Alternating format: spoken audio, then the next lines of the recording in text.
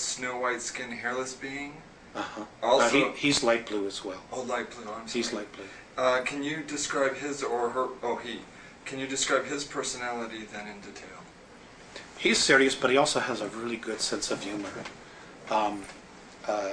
He can snap me out of my depressions very quickly, and he has just a different perspective on of looking at things. He also tends to be part of their exploratory team. In other words, when there are times when they need to defend themselves or they're confronted with something, he takes on a military type of role. He's very, very fatherly, big brother. He's also one that he shows more emotion. He'll give you a hug or put his arm around you, and he's just really, really wonderful in that sense. He's more human in that sense. He's not as sterile sometimes as Visayas would appear to be. It's not that they're not loving, but sometimes Morane is a lot more animated, and I can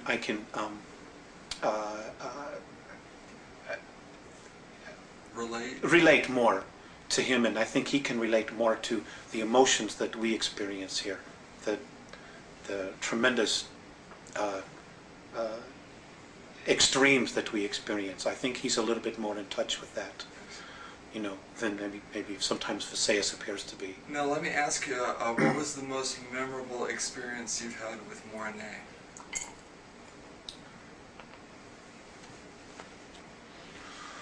I can't talk about that. I won't talk about that. Okay. Now, please describe where and when you were born and your youth. That's not something I want to talk about either. Okay. In detail... Because it's not about me, it's about the information. Okay, that's fine. In detail, please describe your first contact at 8 years of age in 1964. I didn't really know anything about it. I just knew that I supposedly had fallen asleep, and when I woke up it was evening. Everybody had been looking for me, and I wasn't where I was. And when I took them back to show them where the imprint was, we were playing hide and go seek, and this was in the peninsula of Michigan, near Woodstock, Michigan. And people had been looking for me, and I wasn't there, and I got a spanking, because I wasn't where I was supposed to be, and I'd been missing for hours.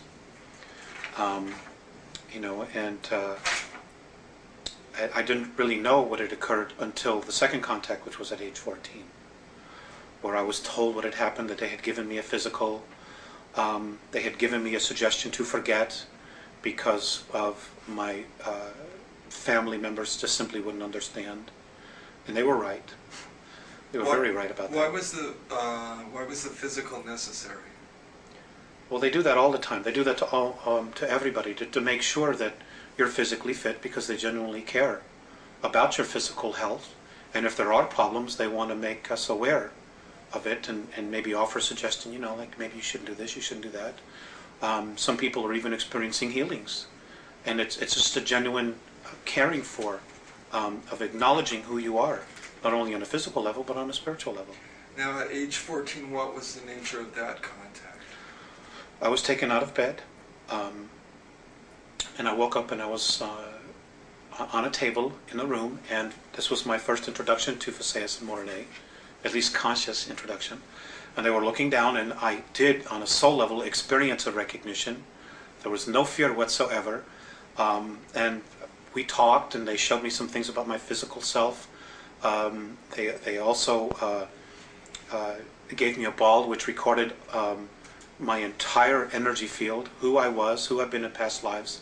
And as it was recording this, I could see all these different images of who I'd been going across the screen. And they saved this, and this was put into the computer so that they would contact me and could contact me no matter where they were at any particular time that they need to. I was asked if I wanted to help them. I agreed to do this, although at the time I didn't know exactly what it would entail. I had, at any time, the choice to say no more, but it's been an incredible experience for me. Alex, I presume